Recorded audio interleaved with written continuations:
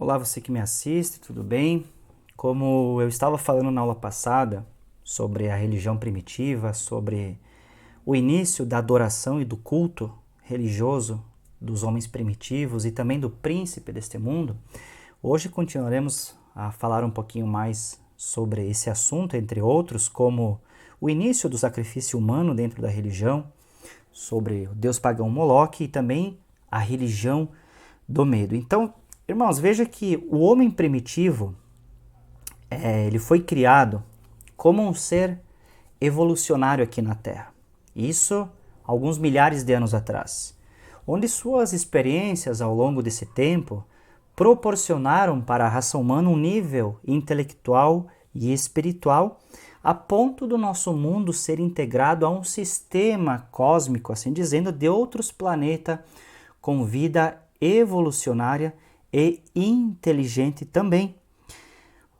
Muitas das primeiras emoções dos seres humanos na parte religiosa surgiram do seu sentimento, digamos, de impotência, mediante as circunstâncias do ambiente a qual eles viviam, como numa tempestade os raios que caíam, até mesmo o fogo, os vulcões em erupção, né? Ventos fortíssimos e até mesmo do escuro da noite. Dessa forma é que começou a ser produzido no interior do ser humano o sentimento de devoção, de adoração também e de respeito a uma força maior. Devido ao grande atraso espiritual, os primeiros seres humanos, irmãos, ainda não tinham a noção de um ser criador, tanto do nosso mundo como do próprio homem, no caso da sua existência.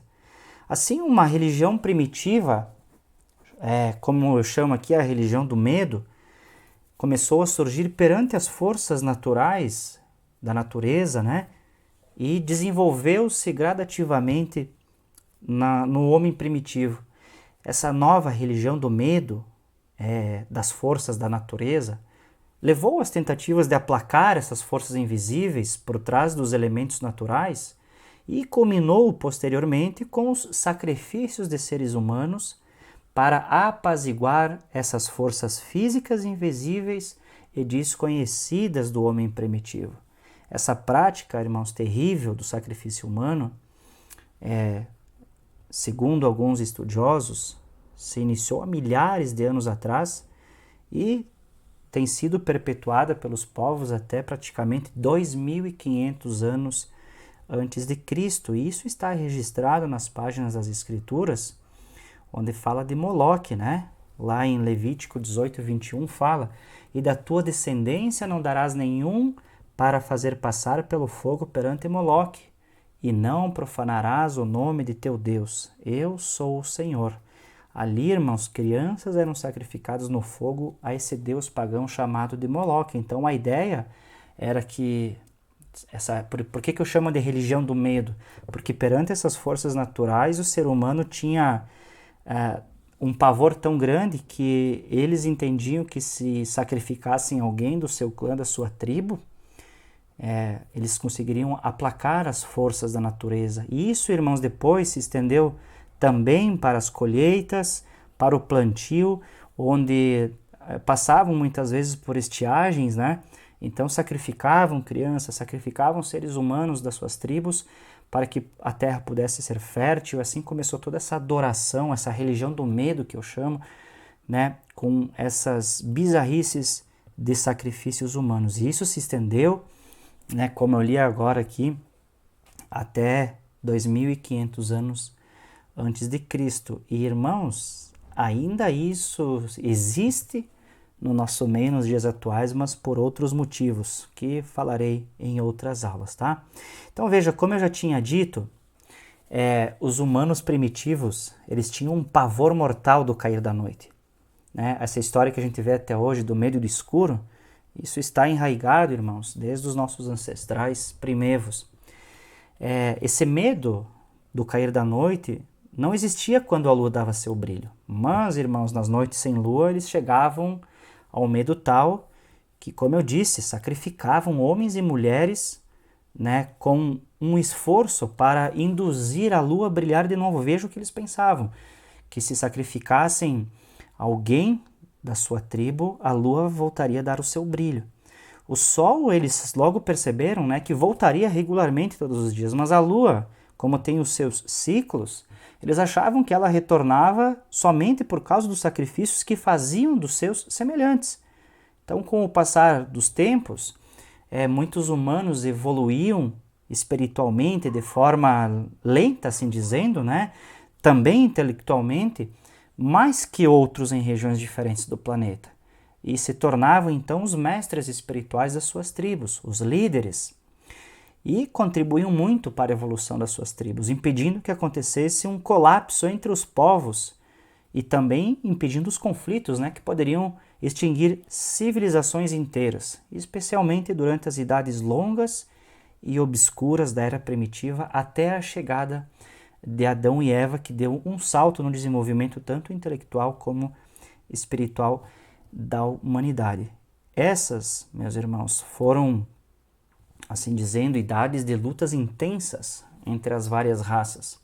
Contudo, como eu falei, existiram sempre os grupos mais esclarecidos, com uma instrução mais elevada, espiritualmente, intelectualmente falando, onde ensinavam sobre a paz, a moral e a espiritualidade, que contribuíam muito para a vida conjunta em relativa harmonia. E isso acontecia, digamos, como uma grande conquista cultural das raças do mundo.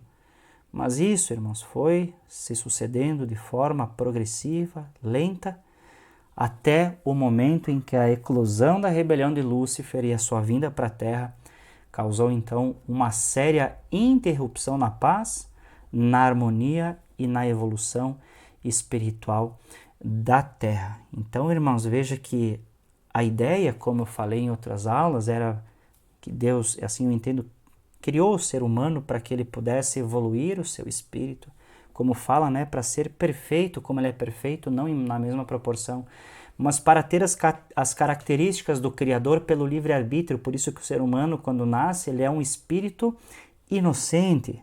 A criança, ela é um ser inocente, com um espírito neutro, que vai tornando o seu caráter, né, as características do ser existente aqui nessa Terra, com o que ela vai aprendendo e absorvendo desde o seu lugar de vivência, né, a família, desde onde ela mora, com as culturas de onde ela mora, com a espiritualidade de onde ela vive. Então tudo isso é que vai formando